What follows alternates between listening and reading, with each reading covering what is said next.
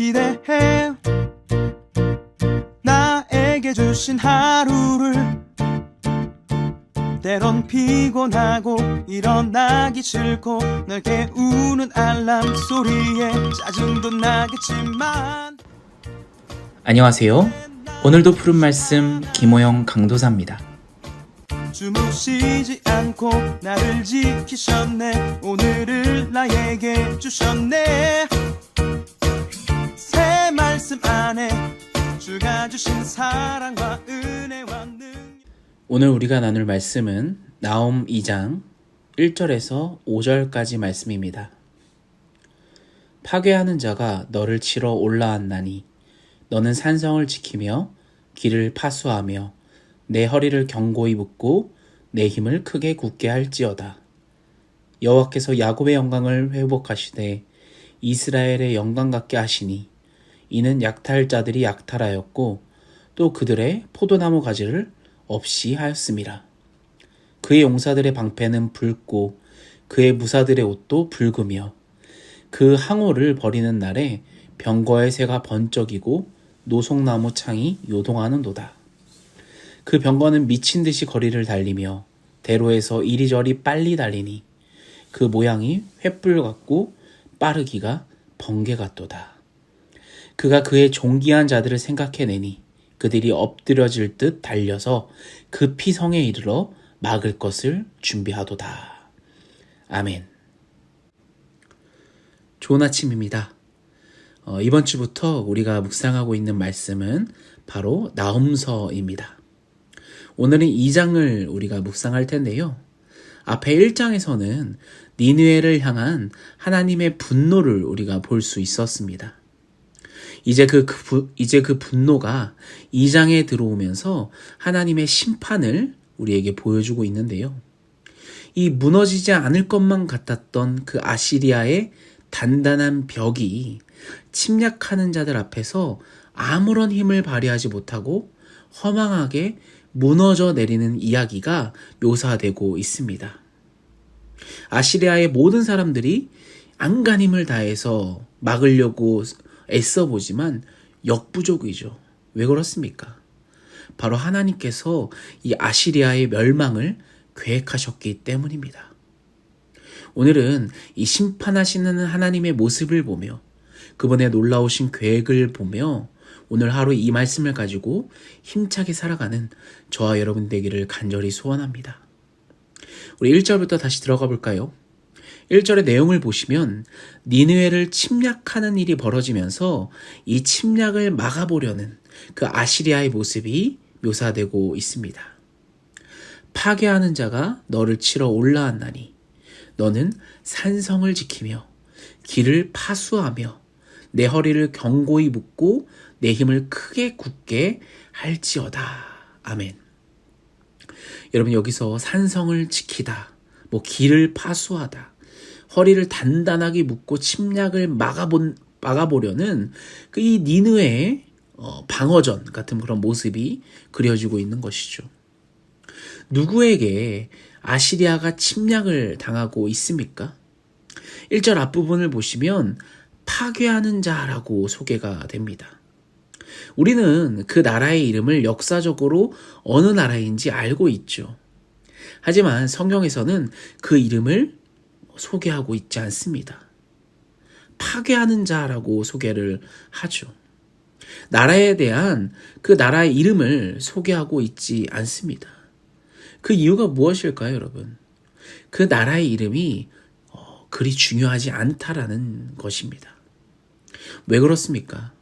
바로 이 아시리아의 멸망을 하나님께서 결정하셨기 때문에 아시리아가 멸망된다라는 것이죠.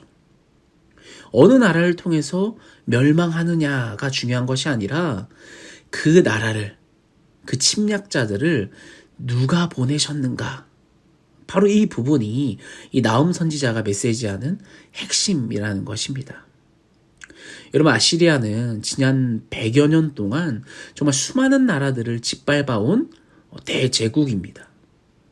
이런 멸망하지 않을 것만 같은 대제국을 하나님의 계획에 순식간에 약국으로서 멸망되어져 버립니다. 이것이 바로 하나님께서 이 세상을 다스리는 이치인 것이죠. 이 하나님의 계획 가운데, 하나님의 심판 가운데 있어서는 이루어지지 않을 것이 없는 것입니다. 이 아시리아에게 괴롭힘을 당했던 유다 백성들에게는 이 아시리아의 멸망이 어떻겠습니까? 복음으로 다가오지 않겠습니까? 2절 말씀 보시죠.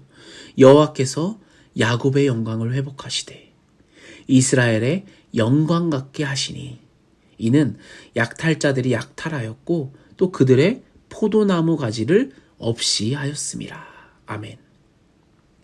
여러분, 하나님께서 이 아시리아를 멸망시킨 이유가 등장합니다. 바로 야곱의 영광. 무엇입니까? 바로 이 이스라엘의 영광을 회복하시기 위함입니다.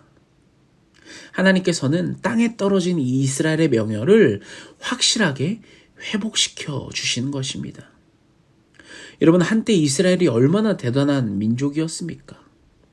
하지만 그들의 죄악으로 인해서 지난 100여 년간 정말 치욕의 역사로서 정말 자존심 다 떨어지면서 괴롭힘을 당하며 살았지만 하나님께서는 계속 그대로 놔두시지 않고 다시 기회를 주셔서 은혜를 주셔서 그 전으로 다시 돌아가게 된 것입니다. 자존심을 다시 회복시켜 주신 것이죠. 2절에 포도나무가 등장합니다. 구약에서 포도나무는 이스라엘을 상징하는 것으로 자주 사용됩니다. 바로 이스라엘의 포도나무를 회복시켜 주시는 것이죠. 그들은 이스라엘을 약탈했던 것처럼 이제 약탈당하며 포도나무 가지를 없애버렸음을 오늘 2절을 통해서 볼 수 있는 것입니다. 여러분, 얼마나 무서운 이들에게 침략을 당합니까?